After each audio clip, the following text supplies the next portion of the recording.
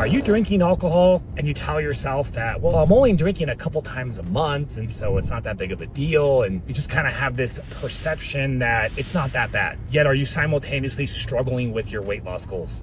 Are you struggling with health issues and can't seem to make a connection? The alcohol plays no bearing over your health. Well, this is absolutely a decision that you need to figure out, and I'm gonna unravel just the framework of how alcohol impacts your health. And then I wanna get into GLP-1 medications, specifically semaglutide or tirzepatide. If you're on these medications or thinking about starting them to improve your health, how much easier it's gonna be to reduce your alcohol consumption or cut it out entirely. I'm so excited for this video, guys. Let's get into this one. In case you guys don't know who I am, my name is Dr. Jones. I have clinics that service across the nation. I work with my medical practitioners. We have helped thousands of individuals achieve lasting weight loss, both off and on the GLP-1 medications. And truthfully, I've created the Flow Protocol, which is the most structured approach towards prolonged fasting.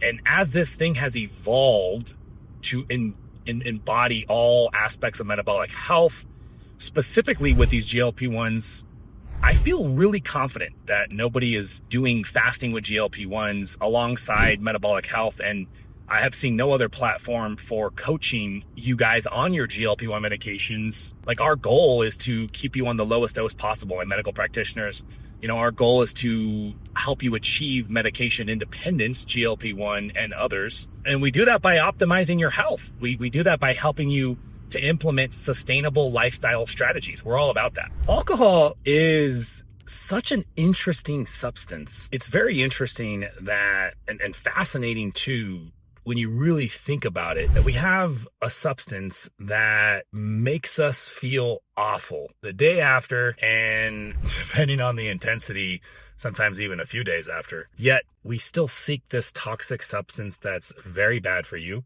all for the benefit of the short-term exposure and what that does to you in the short term, how that makes you feel. And we're willing to pay the price. I mean, my gosh, in college for probably, and even beyond college, for over a decade, unfortunately, I drank like a fish. I didn't know any wiser. If I'm being honest, this is just what you did. You went to college and you drank like crazy, 3 to 4 nights a week of getting hammered multiple times, blacking out and just having a good old time. And, I think back and I go, how different would things be if I just had an opportunity to learn and understand? Would my responsibility level have probably not, been high enough to maybe look at it differently? I'd like to think that had I had an opportunity to really learn, take a step back, and understand how detrimental it was to my health, I think I would have approached it maybe at least less often. That's my hunch. Who knows? I'm not, I'm human, and maybe at my immature age, I would have been like, nah, who knows? But I look at it now and, if I'm being 100% honest, I am at the point where I drink alcohol myself probably a couple times a year. And I've gone back and forth about complete abstinence. Full disclosure, I still drink a couple times a year, but it really is a couple times a year. Maybe one of those times when I'm with some of my closest friends from school, I maybe have more than I'd like to admit. But other than that, it's very social settings only, and very special occasions. And me personally, I'm blessed to be with my amazing fiance who also doesn't drink. And so I think finding a partner that aligns with you as far as drinking is concerned is powerful, because if it's important to you to respect your health and appreciate your health, then I think you need to understand that drinking is deleterious to your health, just not ideal. And that's really the goal of this video. I want to talk about an overview of what alcohol is really doing. There's been some advancements in understanding from the literature on how alcohol really truthfully impacts your health. And then we want to talk a little about GLP-1 medications too, because it's quite fascinating that we have so many people benefiting from GLP-1 medications in terms of addiction issues like alcoholism. Truth be told, alcohol, it's an important thing to talk about. I talk about alcohol to people in my community, and I'm going to talk to you guys about what I think about it today, because alcohol is such a fascinating compound.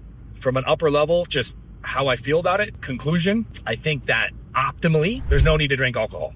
optimal means the best case scenario. And optimal health is dynamic, right? It's fluid, it moves, it changes. Optimal is relative to the time. Every year that passes, you have an opportunity to improve optimal health. Optimal health is doing the best that you can right now. Sometimes right now needs medications. Sometimes it doesn't. Sometimes a couple drinks, with where you're at, if that's what you're doing and you feel like abstaining from drinking would create some loss socially. Human beings are social creatures, and not having any sort of social interactions will be a detriment to your health too as well. And while alcohol, obviously, as you can tell, in my opinion, not the best way to bridge the gap and achieve social interaction, it's quite the social lubricant, and it does a really good job, and a lot of people need it. And so if quitting alcohol right now creates a loss socially, which impacts your mental health, then this is a discussion to have. And I don't think quitting cold turkey, if it creates that issue for you, is something that you should probably do. As always, guys, you should be working with your primary cares and mental health practitioners if you're working with them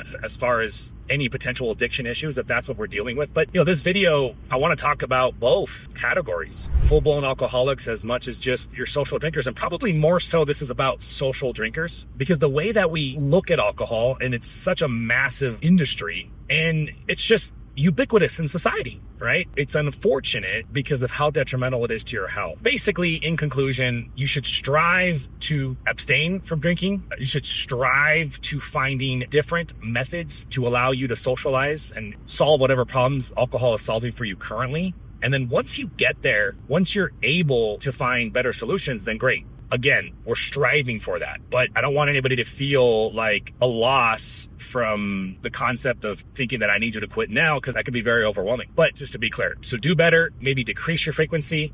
Do you really need to do it every time? And then go from there. I want to start with an understanding of how it's impacting your health. And then we'll talk about GLP-1 medications, because it's fascinating what I'm seeing right now, because I coach thousands of people on GLP-1s, and we're seeing people just naturally having less desire to drink alcohol, smoke cigarettes, less gambling. Lots of addictive issues are improving. It's pretty amazing. I definitely want to get into that too as well, but I want to really just start with what alcohol is doing. So what a fascinating substance it is, despite how much it impacts you the next day and possibly even a day or two afterwards. I mean, man, when you're young, you can get hammered. And a lot of you guys know what I'm talking about, and get up bright and early the next day and just not even think of it. And then the body becomes much less forgiving as you age and progress.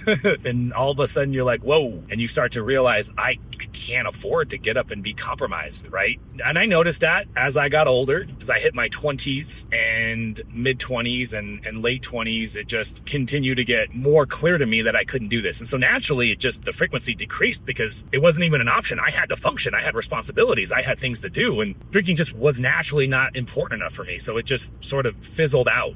A couple times a year versus 0 times a year is certainly another conversation for a different video. Right now, we're talking about people who still drink, everything from full-blown alcoholics to very socially, maybe 3 to 5 drinks a week. Because when you think about 3 to 5 drinks a week is not much. You can polish that off in one night easily. Okay, one night. What an improvement for somebody who has been drinking like a fish 3 times a week, like myself in college, and many of you, to go from that to one night a week where you're not getting sloshy drunk and you're just getting heavily buzzed. What a massive improvement. And so I'm all for that if that's where you're at. I don't want you to take a loss from this, but the reality of what I'm about to talk about is this is still very detrimental to your health. Maybe you're feeling like I can function, so you feel really good about that. This isn't an issue of your performance. I hope that I can help you understand that this is a potential issue for your health. So we all want to drink it. It's amazing. It's mind altering. We're willing to pay the price because it feels so awesome to have that impact of alcohol, which, by the way, is a substance that is both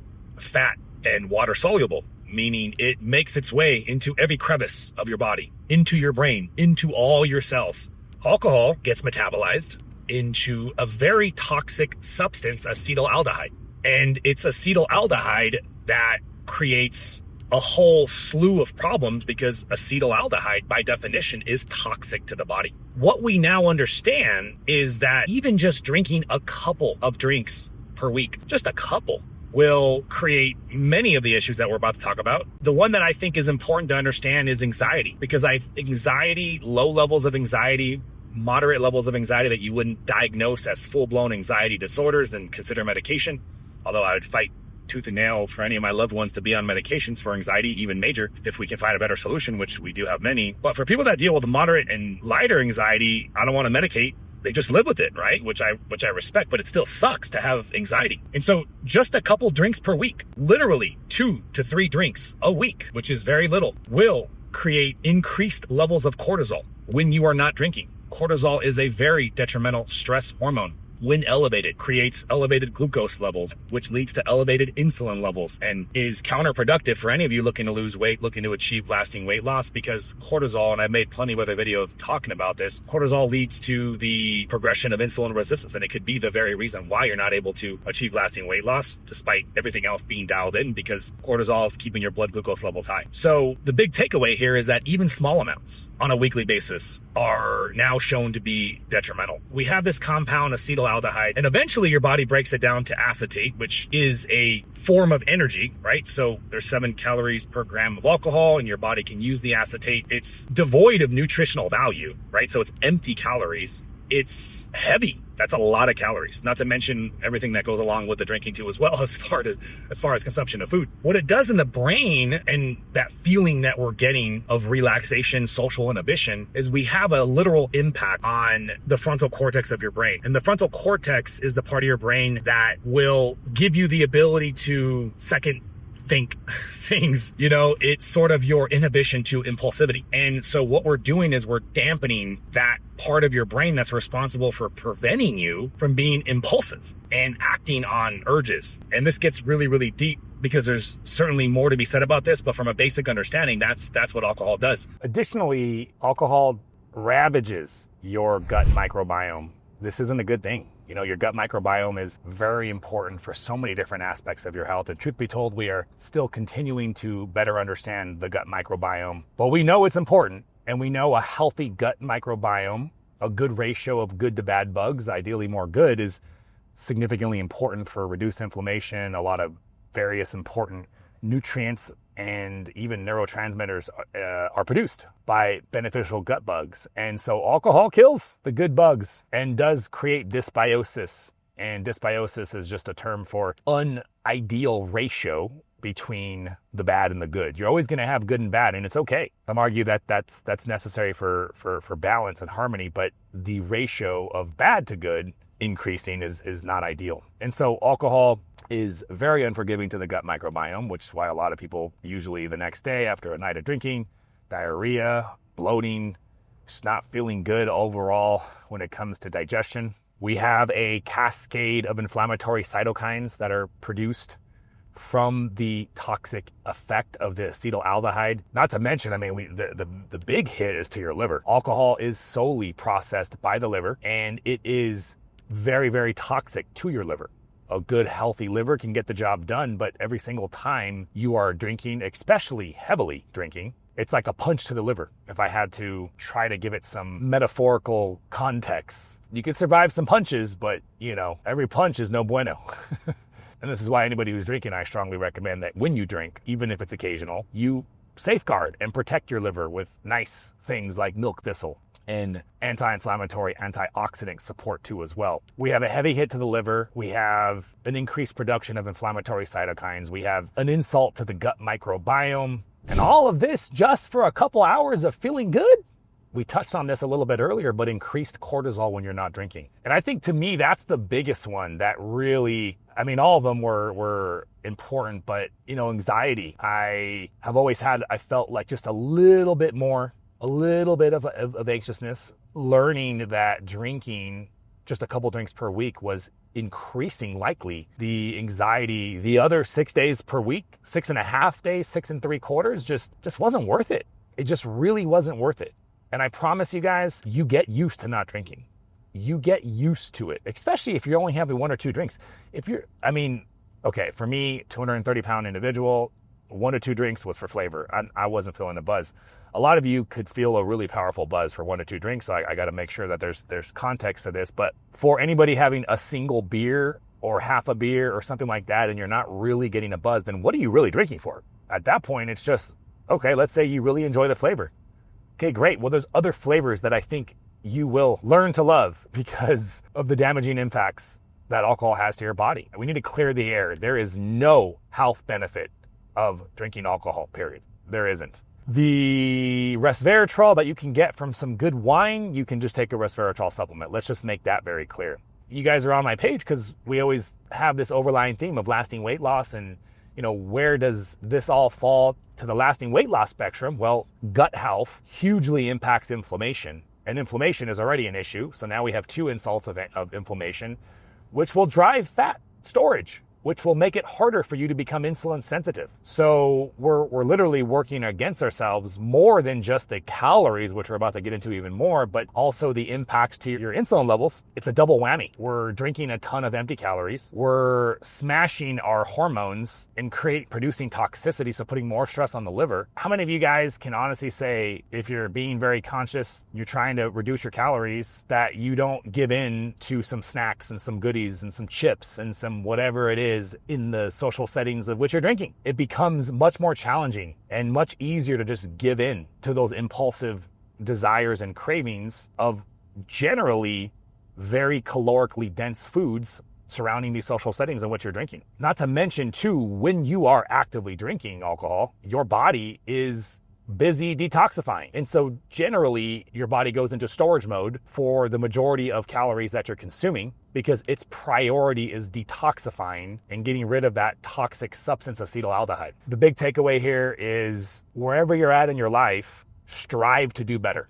And alcohol is a huge roadblock for many of you watching this, from your lasting weight loss goals, from your overall optimizing health goals. And we just have to confront that and realize that, and hopefully understanding these deleterious effects to your body can help you grasp a better understanding that you just don't need it, or you don't need as much, and that you can do better, and that you can reduce. And if you can get honest and straight with yourself regarding the potential of maybe really needing it, because you can make a logical decision, or you can draw a logical conclusion that you would be impacted because you would be unable to maybe be as social, then fine. But do you really need to drink as often and as much? And the answer is almost always no, you don't. So at least strive to do better, and that will impact your lasting weight loss.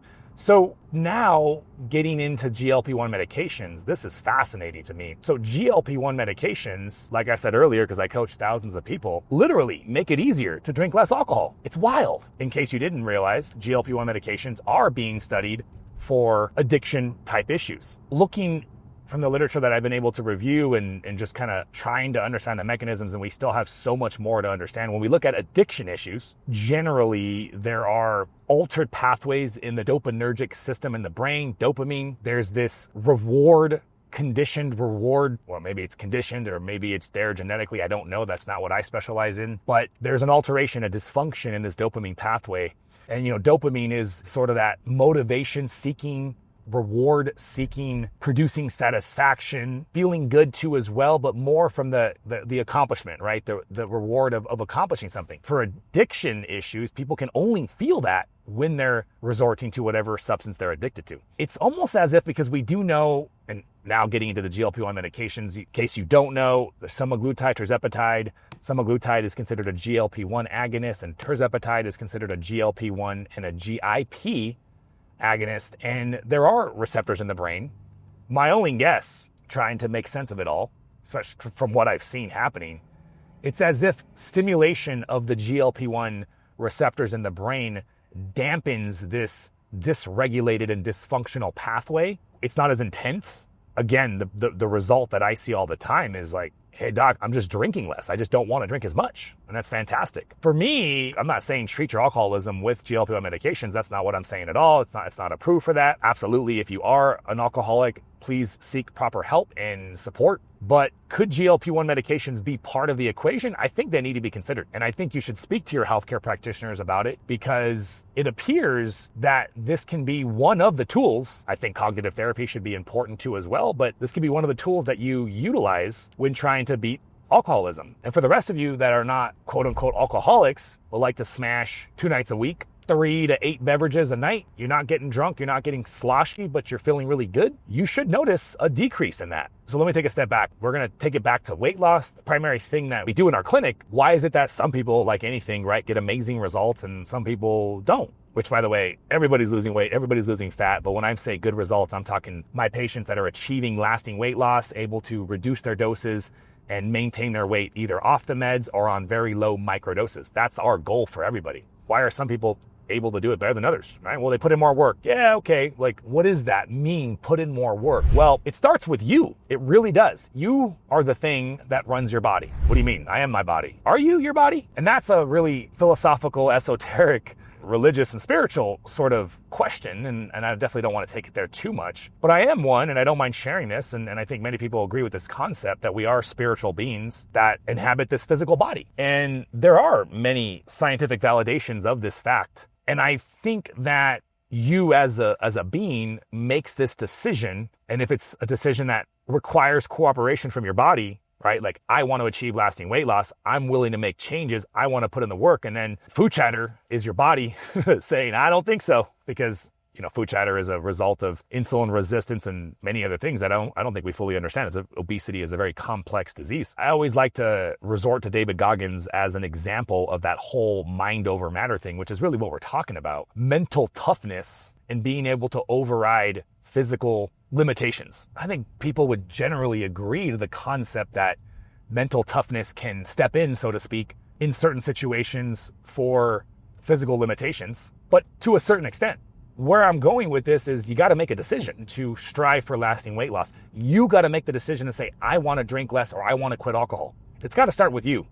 And you got to fucking mean that shit. You can't bullshit around this, you know? This is your health. This is your life. And no one's going to take care of it better than you. This has got to be like something that you don't screw around with. That was the context of weight loss and, you know, bringing it back to the alcohol thing. I want to show you this video here because this kind of summarizes a little bit of the problem and the roadblocks in front of us, because you have celebrities like this, social influencers, and when you do have fame and eyeballs on you, what you say impinges onto people and influences them. And many people want to be like you, or many people want to utilize your words to rationalize decisions that they make. And so I think that there needs to be some responsibility for people like this individual here, because saying things like this is actually hurting people. Let me show you guys this clip. You love to booze, don't you? You love to drink. I do.